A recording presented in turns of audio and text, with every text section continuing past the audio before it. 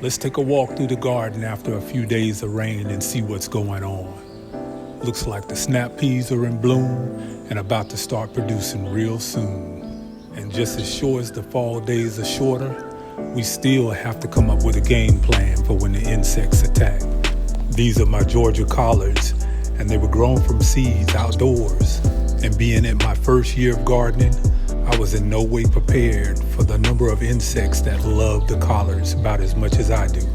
All it takes is a few days, and your whole season can come to an end. Frustrated, but even more determined.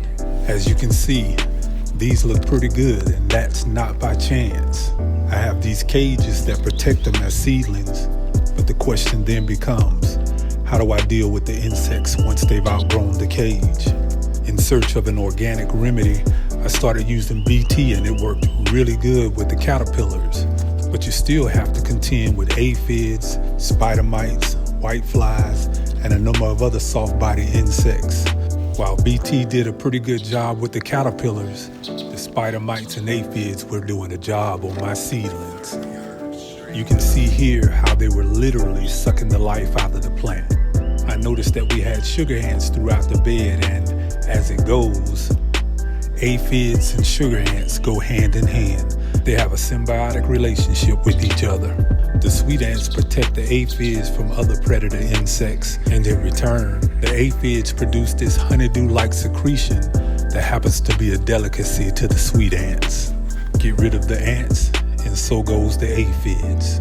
I'm gonna mix my recipe using a half-gallon sprayer, peppermint castile soap, 100% cold-pressed neem oil, and tea tree castile soap. We're gonna start with a half teaspoon or 2.5 milliliters of 100% cold-pressed neem oil.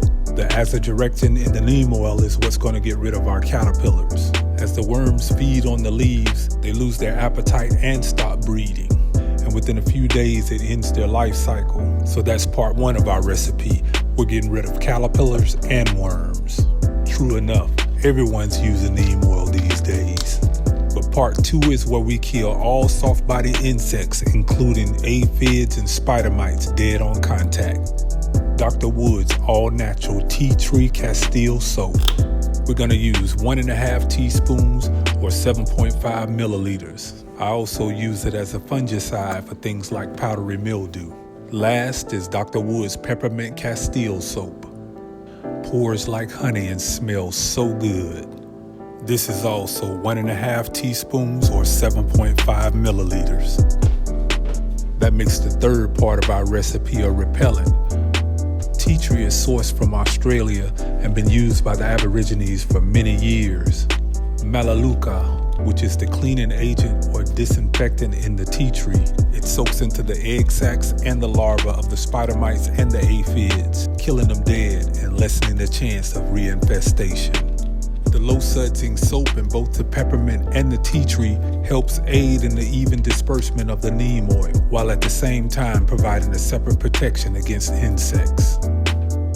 We're gonna take our half-gallon sprayer, fill it with rainwater set to room temperature. The warmer, the better disbursement of our recipe. The neem oil and the soaps become active suffocants, providing a little more protection when our plants are under attack. I'm gonna add in my insect mix.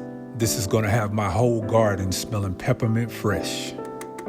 Studies have shown that the menthol in the peppermint is a form of aromatherapy. It not only relieves headaches, but also can bring down your level of stress. Now this little sprayer really does the job. It allows you to get up under the leaves with ease. I normally spray every 7 days just as a preventative maintenance. A few weeks ago, we had 3 or 4 days of rain back to back. I made the mistake of not coming out to spray after those days of rain. Just that fast, the insects moved in. I mixed up a batch of this spray, and a few days later, problem solved. We're now coming off of another few days of rain, but just as a preventative measure, I'm spraying the day of. As you can see, there are sprouts in this bed, and while I'm not focused on them, they are getting oversprayed. Now I've tried several recipes before this, and I'm not ashamed to say, things didn't quite go in my favor. Fortunately, I always grow extra plants and I segregate them from the rest of the garden. This way I can make mistakes and make the proper adjustments with each test spray.